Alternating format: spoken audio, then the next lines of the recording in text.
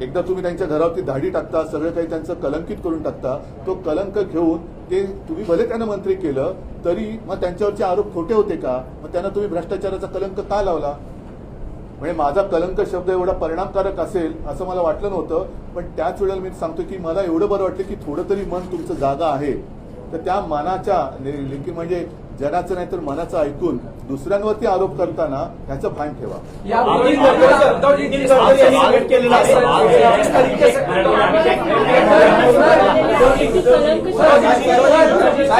एकाने कोणतं विधान आहे त्यावर नितीन गडकरींनी खेद खंत व्यक्त केली. मला सुद्धा नितीन गडकरींनी सुद्धा या अनुभवातून जावं लागलेलं आहे आणि मला काही गंमत वाटत नाहीये कोणाला काय बोलायचं. आता पूर्वी मी अफजल खानाची स्वारी असं बोललो होतो. आता अफजल खानाच्या स्वारीमध्ये बोलण्याचा हेतू माझा हा होता की तुम्ही सगळ्यांनी शिवचरित्र आपण वाचलेलं आहे, ऐकलेलं आहे. सगळं काय वाचलं असेल नसेल सगळ्यांनी तरी ऐकलेलं आहे आणि जाणता राजा बघितलेला आहे. त्या जाणता राजामध्ये तो प्रसंग आहे, अफजल खानाची स्वारी आले आणि ते कान्होजी जेडे नाईक हे छत्रपती शिवाजी महाराजांना भेटायला जातात आणि सांगतात की खानाचा खलिता आली आहे. तो त्यांच्या भाषेमध्ये ते बोलले आणि त्याच्यामध्ये त्यांनी लिहिले एक तर आम्हाला येऊन सामील व्हा, धर्मांतर करा, नाहीतर कुटुंबासकट मारले जाल. आता हे ईडी, इन्कम टॅक्स, सीबीआय जे घराघरात घुसवत आहे म्हणजेच त्याचा अर्थ तोच आहे की कुटुंबासकट सामील व्हा, नाहीतर कुटुंबासकट आम्ही तुम्हाला कापून टाकू. असंच त्याचा अर्थ झाला ना. घराघरामध्ये तुम्ही ईडी सीबीआय घुसवत आहेत तेव्हा ते कुटुंब कलंकित नाही होत, त्याला कलंक लागत नाही. मग तुम्हाला जर का आम्ही काही बोललो, नुसती जाणीव करून दिली तर एवढी तुमची आग तळपायची आग मस्तकात द्यायचं कारण काय? पहिलं हे थांबवा. माझं मत आहे उघडेपणाने आपण जाऊ, उघडे म्हणजे जाहीरपणाने लोकांच्या समोर जाऊ आणि लोकांना फैसला करू दे. पण तुम्ही तुमच्या सत्तेचा गैरवापर करता आहात, लोकांना उद्ध्वस्त करता आहात, कुटुंबाची मानसिक शांती हिरावून घेत आहात आणि ते सगळं झाल्यानंतर तुम्ही त्यांना पक्षात घेऊन मानाचं पान वाटतात. मग लोकांमध्ये त्या लोकांनी कुटुंबाने वावरायचं कसं? सर यापूर्वी देखील आरोप मात्र बॅनर पाडणे, काळप असणं ही नक्की कोणती संस्कृती आहे? हे सगळ्यांनीच बघायला पाहिजे. आता मला सांगा, मी आजच पेपरमध्ये बातमी वाचली की येत्या 4-5 दिवसात मला वाटतं लोकमान्य टिळक पुरस्कार कोणाला जाहीर झालाय? पंतप्रधान मोदीजी येत आहेत. कोणाच्या हस्ते होणार आहे? पवार साहेब. मग 70,000 कोटीच्या घोटाळ्याचं काय झालं? व्यासपीठावर कोण कोण असणार आहे? व्यासपीठावर कोण कोण असणार? म्हणजे मला एवढंच त्याचं काय तारतम्यच कळत नाहीये. स्वराज्य हा माझा जन्मसिद्ध हक्क आहे असं ठणकावून ब्रिटिशांना सांगणारं सरकारचे डोके ठिकाणावर आहे का? हा आता लोकमान्यांचा प्रश्न कोणाला विचारायचा? लोकमान्यांनी तेव्हा जो विचारला होता प्रश्न, सरकारचे डोके ठिकाणावर आहे का, हा प्रश्न विचारणार कोण? कोणाला उत्तर कोण देणार? ज्यांच्यावरती तुम्ही 70,000 कोटीच्या घोटाळ्याचा आरोप केला तो पक्ष आता तुमच्या सोबत आला. पवार साहेब तुमच्याही बरोबर व्यासपीठावर असतात, आमच्यातले मिंदे तुमच्या सोबत असतात. मग शेवटी लोकांनी बघायचं काय? कोण कलंकित आणि कोण कसला, म्हणजे कोण कोणाला कलंक लावतंय. आणि मग निदान आपण एक माणुसकी म्हणून एकमेकाचा आदर तो ठेवला पाहिजे. जे काय आरोप असतील त्या आरोपाला जागा, आरोप करताना जबाबदारीने वागा. आरोप केल्यानंतर ते केवळ त्यांना घाबरून टाकून पक्षात घेतले आणि आरोप चौकशी बंद केली. मग पहिले ज्यांना तुम्ही घाबरून पक्षात घेतले त्यांच्या चौकशीचं पुढे काय झालं?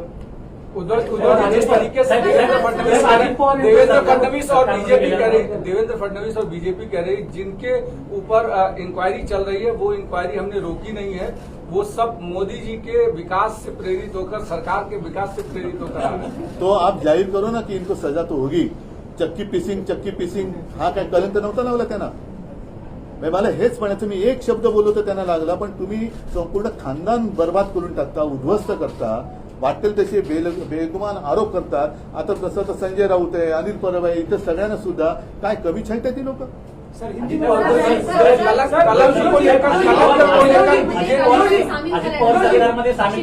सरकारमध्ये राष्ट्रवादी सामील झाल्यानंतर शिंदेचे जे आमदार आहेत ते नाराज असल्याचे कळते.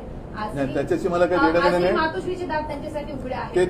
ते अजूनही मला काय वाटत नाही चर्चेमध्ये नुसतीच चर्चा आहे त्याच्यावरती बोलण्यात काय अर्थ नहीं.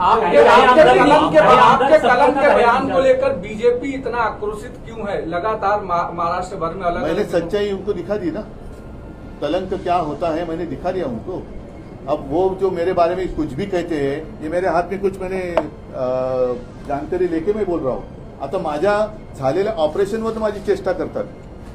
म्हणजे माझ्या कमरेचा पट्टा सुटला, कोणाचा गळ्याचा पट्टा सुटला, मी असं करत नाही, बोलत नाही, पण मी जे काही भोगलं ते त्यांना भोगावं लागू नये हीच माझी प्रार्थना आहे. ज्या दिवशी ते भोगतील तेव्हा कळेल की काय असतं ते शस्त्रक्रिया म्हणजे काय असते. म्हणजे इथपर्यंत तुम्ही खालच्या पातळीवरती जाता, कोणाच्या तब्येतीवर न बोलता, कोणाच्या कुटुंबावर न बोलता, तरी सुद्धा तो कलंक नाही लागत. तर माझं म्हणणं आहे की ही लोक कलंक आहेतच, जे महाराष्ट्राच्या संस्कृतीला ही कलंक आहेत, जे लोकांना बर्बाद करतायत, उद्ध्वस्त करतायत, कुटुंबाची तुम्ही नादस्ती करताय, तुम्ही कलंकच आहात. उद्धव सर, आपने जो छवि है, आपकी जिस तरह की पॉलिटिकल इमेज है, क्या आप भविष्य में इस तरह की जो लैंग्वेज है उससे बचने की कोशिश क्या मैंने करेंगे? गलत लैंग्वेज क्या गलत है? बोला गया है जो सबने कहा, लेकिन नहीं, उसको- मैंने तो अभी भी दोहराई ना भाषा. कलंक का मतलब क्या होता है? क्या इसमें मैंने गाली गलौज कहा की जिस शब्द में मला त्यांनी जे काय म्हटलं ते चालतं काय? वो चलता है आपको? हाँ, मेरा ऑपरेशन हो गया उस बारे में वो मेरी मजाक उड़ा रहे, वो चलता है? वो कौन सी संस्कृती है? उद्धवजी भाजपचे नेते असे म्हणतात की उद्धवजी जेव्हा सत्तेत होते भाजपबरोबर तेव्हा त्यांना सत्तेत मानाचं स्थान होतं. त्यांनी अनेक गोष्टी सांगितल्या, त्या पद्धतीने केल्या गेल्या. असं असतानाही उद्धवजी आज बघा. देवेंद्रजींना कलंक म्हणतात. नाही, याला काही अर्थ नाहीये. मी अशी कोणतीही माझी याची स्वार्थाची गोष्ट तरी काय त्यांना अशी सांगितलेली नाहीये. आणि मला सुद्धा हाच प्रश्न आहे, 25-30 वर्ष हिंदुत्वासाठी एकत्र राहिल्यानंतर 2014 साली असं काय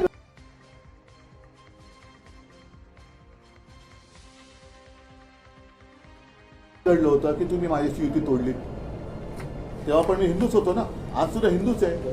पण हेच माझं म्हणणं आहे की तुम्ही म्हणाल तो दगड, तुम्ही म्हणाल तो भ्रष्ट, तुम्ही म्हणाल तो डाकू, तुम्ही म्हणाल तो देव, तुम्ही म्हणाल तो संत, तुम्ही कोण?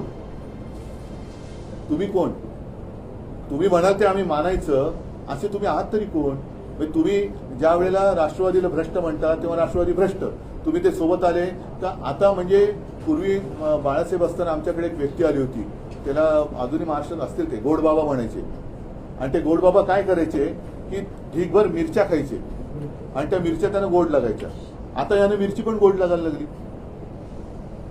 एक हफ्ते से ज्यादा का समय हो गया. एक हफ्ते सदस्य आहे, से त्यांचा मार्ग आता सुप्रीम कोर्टाने मोकळा केलाय. तुमच्या कालावधीमध्ये हा. अभिजित कोश्यारी यांच्या संदर्भात बराचसा वाद घातला होता, पण आता सुप्रीम कोर्टाने तो मोकळा केला.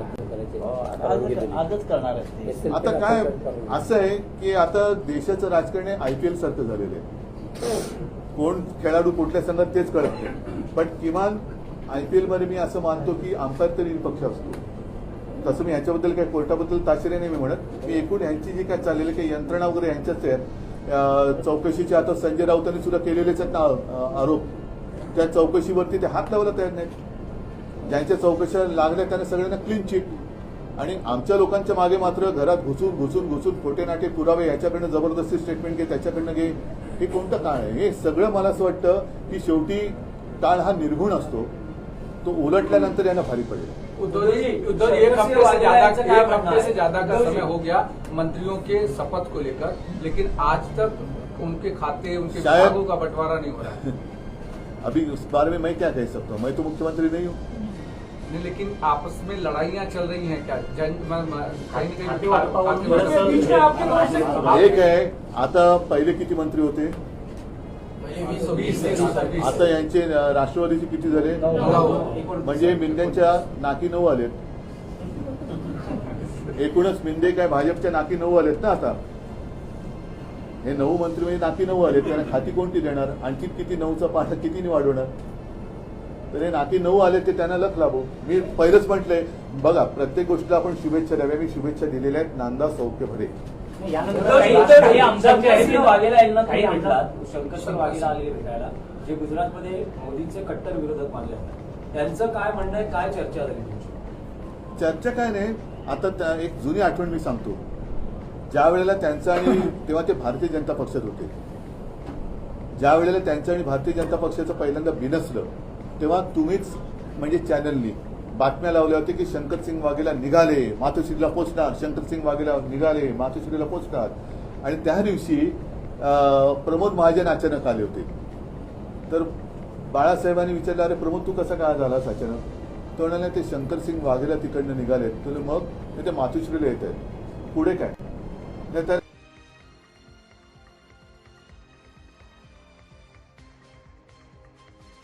तर भेटू नका.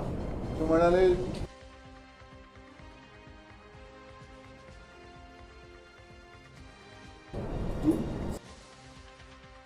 सेना आणि भाजपची युती आहे, काय करायचं ते मला कळतंय. तू काय काळजी करू नको आणि तू काय मला सांगण्याची गरज नाही आहे. आणि त्या काळामध्ये अनेक अशा आठवणी आहेत, मग त्या सगळ्यांच्याच आहेत, गोपीनाथजींच्या आहेत, सगळ्यांच्याच आहेत. तर मला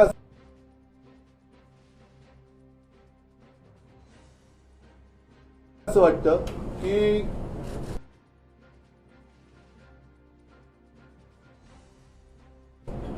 कलंक हा शब्द त्याने एवढा झोमला असेल तर त्यांच्याकडनं ज्या काही जो काही कारभार चाललेला आहे तो महाराष्ट्राला कलंकच लागतो आहे. तो कलंक लावणं त्यांनी थांबवावं. हे नुसतं कोणालाही भ्रष्ट म्हणणं हा सुद्धा त्या कुटुंबाला लावलेला कलंक आहे. आणि अशाला कलंकित करून त्यांची समाजात पुन्हा छितू करून मग तुम्ही त्याला मंत्री करताय, याला काय अर्थ आहे? ही कोणती नीती आहे? तर त्याच्यापेक्षा मला असं वाटतं कोणत्याही कोणाच्याही घराच्या दारापर्यंत जाण्यापेक्षा घरात जाल तर सुख आणि आनंद घेऊन जा, तळतळाट घेऊन बाहेर पडू नका. आणि म्हणून मी पुन्हा सांगतोय की जसं अफजल खानाच्या वेळेला घरदारं लुटली जात होती, उद्ध्वस्त केली जात होती, धर्मांतर करा, तसं आता पक्षांतर करा, नाहीतर कुटुंबासकट मारले जाल. तसंच ते आता सांगतायत की पक्षांतर करा, नाहीतर सगळेजण आज जाल. ही अफजल खानाची वृत्ती आहे. ती आपल्या राज्याला आणि देशाला कलंकासारखी लावू नका, हीच मला त्यांनी विनंती.